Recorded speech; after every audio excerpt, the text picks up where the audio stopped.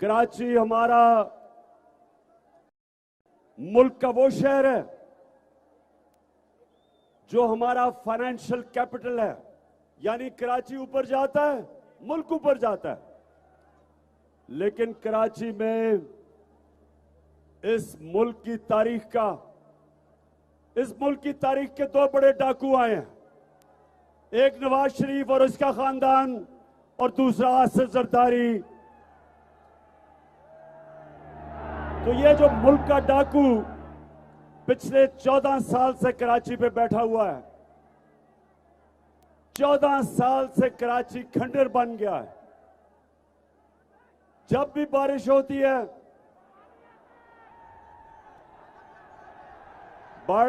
है, तो क्या पानी आता है। तो जब बारिश होती है, आज तक ये जरदारी और इसका जो चोरों का टोला है, इन्होंने कभी नहीं सोचा कि हम बारिश की कोई तैयारी करें। जिस तरह पंजाब, ये जरा सुनो लोधरा, बड़ा बुरा भला कहा गया उस्मान बुज़दार को, लेकिन अभी लाहौर में भी बारिश हुई है। लेकिन उस्मान बुज़दार ने अंडरग्राउंड टैंक्स बनाए हुए हैं, पानी नहीं खड़ा होता क्योंकि इंतजाम अरबों रुपया लगा के अंडरग्राउंड टैंक्स बनाए हैं, पानी को बचा रहे हैं। जब पानी नहीं होगा तो इस पानी को इस्तेमाल करेंगे पौधों के लिए। और उधर कराची में 14 साल से ये डाकू बैठा हुआ है जरदारी, और कराची का पैसा चोरी होके और सिंध का वो जाता है दुबई, वो हवाला हुंडी से बाहर जाता है। कराची जिसको सारी मुल्क को उठा देना चाहिए, उसके हालात आज देख लें। और कभी भी जब तक ये डाकू वहां बैठा हुआ है, कराची आगे नहीं बढ़, सिंध आगे नहीं बढ़ने लगा। सिंध के नाम पे सियासत और चोरी करके पैसा मुल्क से बाहर, इसके सारे केस तैयार थे। सुनो लोधरा, इसके सारे केस तैयार हुए थे, इसके और वो मुराद अली शाह और इसके खानदान के। लेकिन कौन सी ताकत थी इस मुल्क में जो इसको सजा नहीं दिलवा सकी, जो रोकती थी इसको सजा देने से? कौन थे?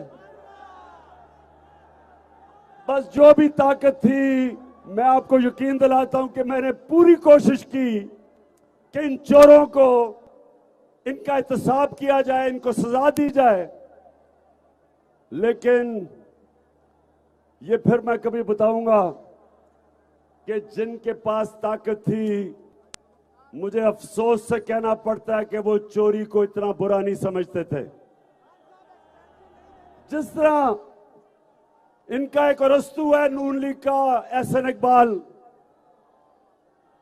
वो कहता करप्शन होती है, यानी कहता मुल्क तरक्की कर जाता है करप्शन के बावजूद, यानी कि ये वो कह रहा है। लोधरा सुनो जरा, हमारे अल्लाह का हुक्म है अमर बिल मारूफ, हक और सच के साथ खड़े हो, बुराई के खिलाफ खड़े हो।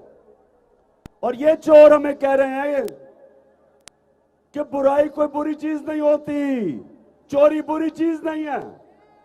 जो करप्शन होती है, पैसे खाए जाते हैं, ये रीत पड़ने दें, इस रीत को मजबूत होने दें, यही पाकिस्तान का मुकद्दर ताबनाक करेगा। तो आज जो सबसे बड़ा सबक है वो ये है कि आपको मैं दुनिया में बहुत से मुमालिक गिना सकता हूं कि जिन्होंने हमारी जितनी करप्शन के बावजूद तरक्की कर ली है। असासी आमदन के मुताबिक नहीं तो तुम्हें इससे क्या? सुन लिया, एक पंजाब का चीफ मिनिस्टर जाली, गैर कानूनी, वो वहां बैठा हुआ है, जिसका नाम हमजा कुकड़ी, वो बैठा हुआ है। वो कहता है बच्चों, ये स्कूल के बच्चों को सबक दे रहा है कि बच्चों चोरी कोई बुरी चीज नहीं है। और इनका रस्तू कह रहा है कि मुल्क तरक्की कर जाते हैं करप्शन के बावजूद। शर्म करो। और इनका एक और है, एक वजीर है जिस जावेद लतीफ, उसने अभी क्या कहा है कि असेंबली के जरिए नवाज शरीफ के सारे करप्शन के केस ही खत्म कर दो।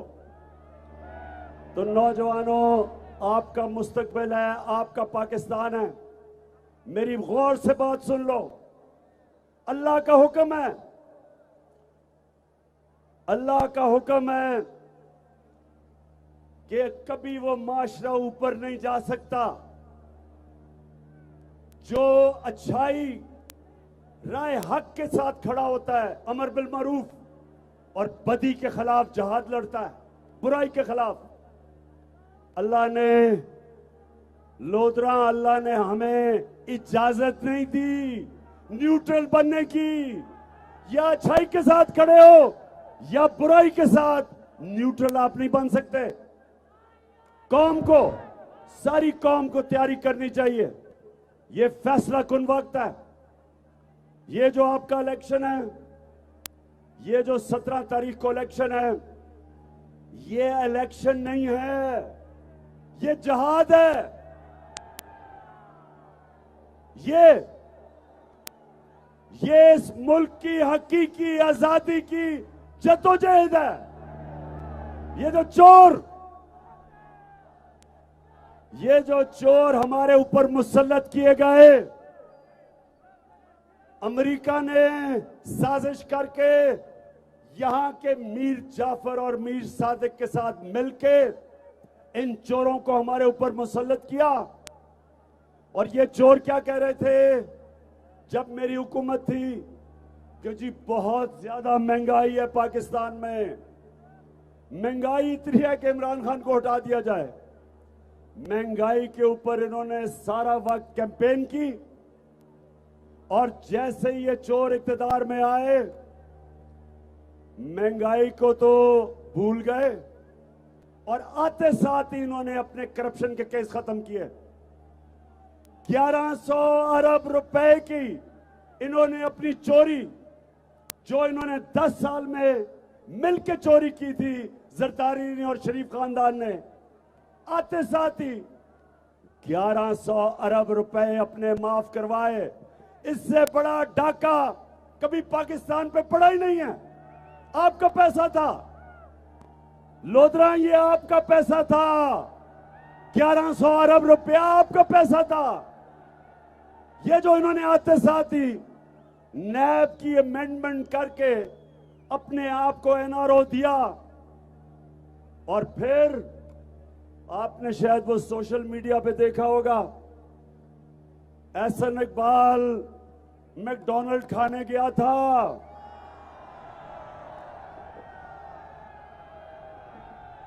मैकडॉनल्ड खाने गया था तो क्या आवाजें लगी?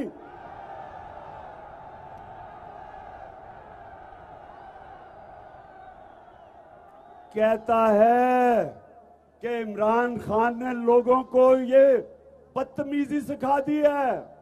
और एहसन इकबाल झूठे अरस्तों, ये बदतमीजी नहीं है, हकीकत है। तुम चोर हो। तुम्हारा जो जिसके कदमों में आप गिरते हो, क्योंकि शाही खानदान है शरीफों का, आप सब उनके दरबारी हो। आपको पता है कि नवाज शरीफ इस मुल्क का सबसे बड़ा डाकू है। जरदारी के साथ मिलके इन्होंने मुल्क को मकरूज करवाया, और आपको शर्म नहीं आती कि आप इनके जूते पॉलिश करते हो इन चोरों के, और फिर कहते हो कि इमरान खान ने सिखा दिया जी बदतमीजी करना। ये हकीकत है। 1100 अरब रुपया आपने आते साथ ही इस कौम का हजम किया। आपने डाका मारा 1100 अरब रुपए का। और कौम, मैं आज आपको कह रहा हूं, जिधर भी आपको दुनिया में पाकिस्तानी मिलेगा, वो आपके ऊपर 2 लफ्ज कहेगा, चोर और गद्दार। गद्दार हो आप। अमेरिका के साथ मिलके आपने वो हुकूमत गिराई झूठ बोल के कि जी बहुत ज्यादा महंगाई थी। जरा लोधरा ये सुन लो, जब से ये आए हैं ये जरा गौर से सुनो। मैं ये जरा सिर्फ आपको आज बताना चाहता हूं कि 2 महीने में इन्होंने इस मुल्क से किया क्या है। दाल चने की एक एक चीज मैं बताऊंगा। 21% कीमत बढ़ी दाल चने की। मसरूर की दाल 30% बढ़ी। माश की दाल 13%। प्याज जो हर आदमी बेचारा गरीब आदमी रोटी के साथ खाता है 100% बढ़ गया, यानी दुगनी कीमत। आलू 35% बढ़ गया। और अंडे, ये जरा सुनो अंडे, क्योंकि ये हमजा कुकड़ी की बिजनेस अंडे हैं और मुर्गियां, तो हमजा कुकड़ी ने अंडे की कीमत 36% बढ़ा दी है। और हमजा कुकड़ी ने कुकड़ियों की कीमत 100% बढ़ा दी। अब ये कुर्बानी में थोड़ी नीचे आई है, लेकिन दुगनी कर दी थी। उसके बाद घी 22%, ये याद रखे, ये आम आदमी इस्तेमाल करता है। 22%। पेट्रोल 100 रुपया लीटर इसने 2 महीने में बढ़ाया है। 100 रुपया लीटर।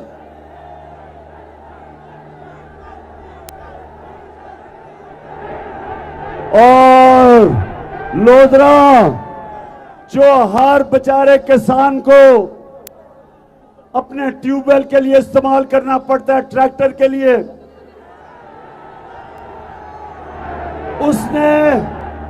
उसकी कीमत, फजलुर रहमान की कीमत 130 रुपया बढ़ा दी है।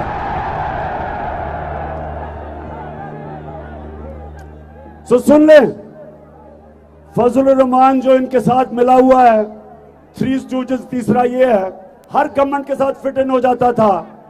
हमारी पहली असेंबली थी जो डीजल के बगैर चली। आज उसने अपनी कीमत 130 रुपए लीटर जब से हम गए हैं बढ़ा दी है। पूछो किसानों से, जनरेटर्स वो डीजल पे चलते हैं, ट्रैक्टर पूछे, ट्यूबवेल। आज जरा किसानों मैं ये पूछना चाहता हूं, क्योंकि यहां तो लोधरा में ज्यादातर आप किसान हो, मुझे ये बताएं कि हमारे जमाने में जो कपास थी, कॉटन थी, वो 14,000 थी, आज वो नीचे आ गई है 6,000 पे। हमारे जमाने में गन्ने पे हमने कानून बनाया था कि जो भी किसान है जो गन्ने पे, जो शुगर माफिया उन पे जुल्म करता था, उनको कटौती करता था, उनको कीमत नहीं देता था। 180 रुपया कीमत तो 120 रुपए में बेचारा सारा साल मेहनत करके किसान 120 रुपए देता था, कटौती हो जाती थी बीच में। और फिर 6-6 महीने, 1 साल उस बेचारे किसान को पैसे नहीं मिलते थे।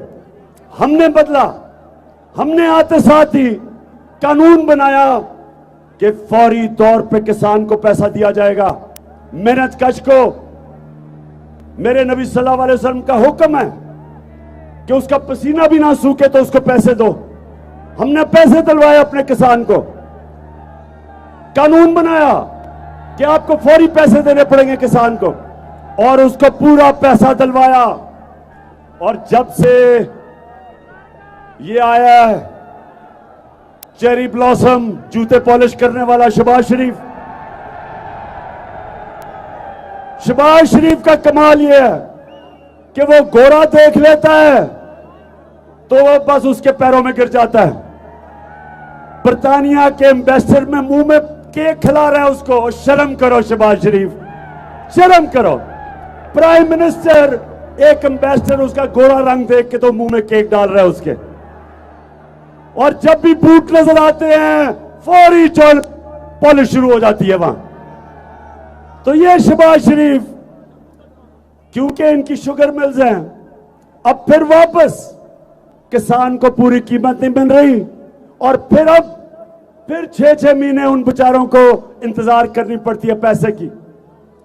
तो किसानों, मैं ये आपको इसलिए चीजें बता रहा हूं कि ये आज मैं आपके पास आया इसलिए हूं लोधरा, ये आपने जहाज समझना है।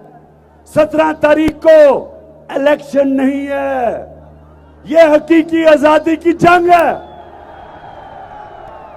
आपने घर घर जाना है, सबने, आपने डोर टू डोर जाना है, आपने लोगों को बताना है, जगाना है कि ये जो बैरूनी अमरीकी साजिश के तहत डाकुओं को हमारे ऊपर बैठा दिया है, जो पैसा बनाने आते साथ ही 1100 अरब रुपए का इस मुल्क पे डाका मारा उन्होंने, महंगाई आसमानों पे। आप ये सुने,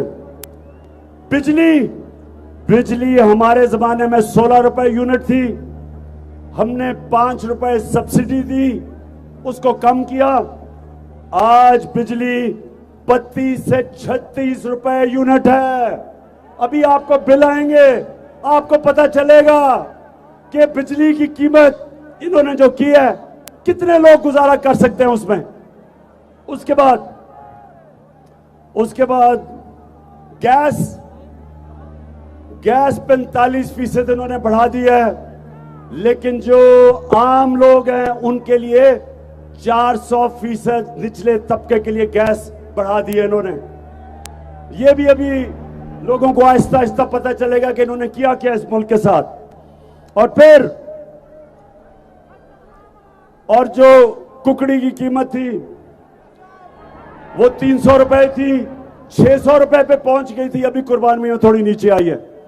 तो मेरे लोधरा के नौजवानों और बुजुर्गों,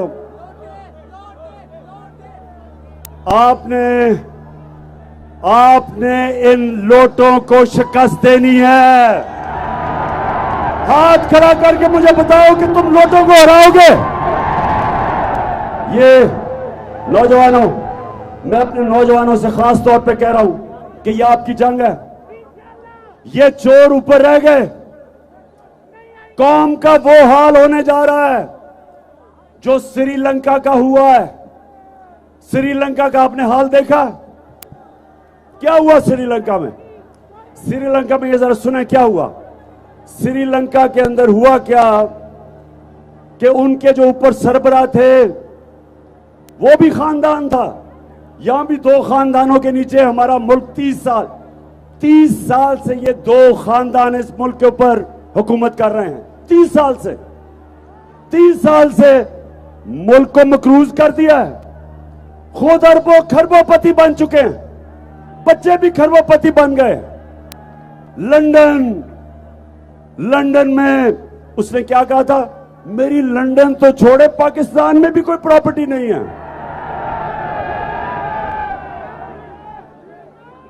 अच्छा एक मिनट मैं जरा शहबाज शरीफ का एक क्लिप आपको दिखाना चाहता हूं, ये जरा सुने।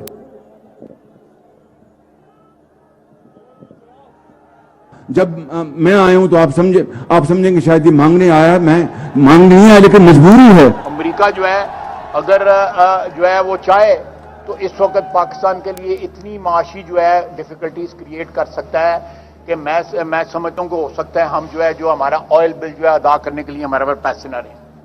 ऑलरेडी जो माशी हालात जो है हमारे इंतहाई मखदूश हैं। ये सारे वेंटिलेटर जो है ना ये लगे हुए हैं, अमेरिका की मर्जी से लगे हुए हैं। अमेरिका चाहे तो ये सारे के सारे जो हमें जो इस वक्त ड्रिप्स लगी हुई हैं या वेंटिलेटर लगे हुए हैं सारे के सारे ऑफ हो जाते हैं। Beggars can't be choosers। जब मैं आया, ये एक मिनट फिर से चलाना, ये जरा एक मिनट सुनो, ये जरा गौर से सुनो, ये आपका प्राइम मिनिस्टर बोल रहा है, बोलो।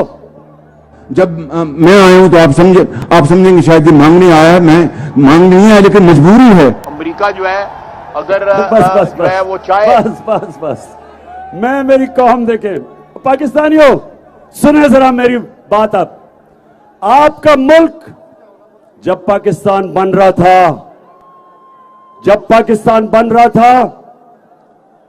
तो मेरा कायदे आजम, इस मुल्क का अजीम लीडर, एक गुलाम हिंदुस्तान में एक आजाद इंसान था, खुददार इंसान था। और हमारे मुल्क बनने पे जो नारा था कि पाकिस्तान का मतलब क्या, मेरा तेरा रिश्ता क्या, इसका मतलब ये कि आज हमारा सारा मुल्क, बलोचिस्तान, सिंध, गिलगित बल्तिस्तान, आजाद कश्मीर, सिंध, पंजाब, हमारा एक ही रिश्ता है, ला इलाहा इल्लल्लाह। हम सब एक कलमा हमें इकट्ठा रखता है। इसकी वजह से हमारी जुबानें भी मुख्तलिफ हैं, कोई सिंधी बोलता है, कोई पश्तो बोलता है, कोई बलोच, हमारी सारे पंजाबी बोलता है, कोई, हम सब मुख्तलिफ हैं, लेकिन हमारा रिश्ता एक है, ला इलाहा इल्लल्लाह। अब ये जो चेरी ब्लॉसम ने बात की कि जी मैं भीख तो नहीं मांगने आया, और दूसरा कहता है जी हम तो अमेरिका ने अगर चाहे तो हम मारी जाएंगे। बेशरम लोगों, शर्म करो। एक अजीम मुल्क के कीदर लीडर हो, बेशरम लीडर हो, भिखारी हो तुम। कहता अगर हम अगर भीख नहीं मांगे, कहता अगर हम अमेरिका की इसलिए गुलामी कर रहे हैं कि हम भिखारी हैं। शहबाज शरीफ, तुम और तुम्हारा भाई और ये जरदारी भिखारी है। ये कौम गैरतमंद कौम है, कौम ला इलाहा इल्लल्लाह का दावा करने वाली कौम है। हम स्वाय अल्लाह के किसी के सामने नहीं झुकते। हमें तो हमारे कलमा ने आजाद कर दिया है। हमें तो ला इलाहा इल्लल्लाह ने, हमें तो उसने आजाद कर दिया है। उसने हमारी गुलामी की जंजीरें तोड़ दी हैं। यह मुल्क आजाद क्यों हुआ था? क्योंकि कायदे आजम और अल्लामा इकबाल, उन्होंने कहा कि अंग्रेज की गुलामी के बाद हम हिंदुओं की गुलामी में नहीं जाना चाहते, इसलिए पाकिस्तान बना था। और अगर हमने उसके बाद आज अमेरिका के बूट पॉलिश करने हैं, इससे बेहतर है कि पाकिस्तान ना बनता। मैं किसी के सामने अल्लाह के शुक्र, क्योंकि उसने ला इलाहा इल्लल्लाह मेरे दिल में डाला है, ना मैं कभी आज तक किसी के सामने झुका हूं। और पाकिस्तानियों, मैं ना आपको किसी के सामने झुकने दूंगा। हमारा मुकाबला, सुन ले जरा, हमारा मुकाबला इन चोरों के साथ है। ये पैसे चला रहे हैं, इनसे पैसे ले लो, वोट बल्ला पे डालना, इन चोरों के साथ है। फिर वो इलेक्शन कमिश्नर, वो जो जाके मरियम के और हमजा के कदमों में बैठ के प्लान कर रहा है कि इलेक्शन कैसे इन्होंने जीतनी है, क्योंकि ईमानदारी से तो ये कुछ भी नहीं कर सके, ना पैसे बना सके, ना बिजनेस चली, ना पॉलिटिक्स की, ना इलेक्शन लड़ी।